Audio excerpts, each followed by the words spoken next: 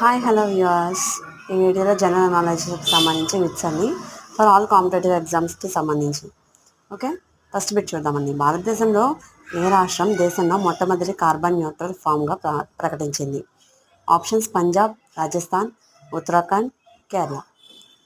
Okay, ఇక్కడ మనకు 4 options ఇచ్చారు. ఇందులో fourth one Kerala is the correct answer. Next, 2024 Nobel సాహిత్య బహుమతి విజేత హాంకాంగ్ స్వదేశం ఏ దేశం?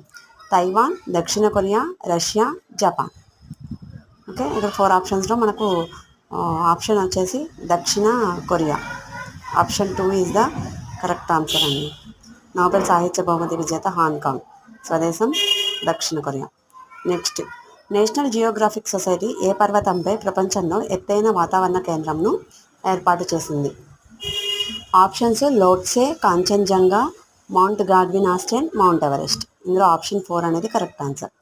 నెక్స్ట్, 2024 గాను భారతరత్న అవార్డుకు ఎంపికైన తెలుగు రాష్ట్రానికి చెందిన వ్యక్తి ఎవరు? M Venkaiah Naidu, PV Narasimha Rao, Radhakrishnan, LK Advani.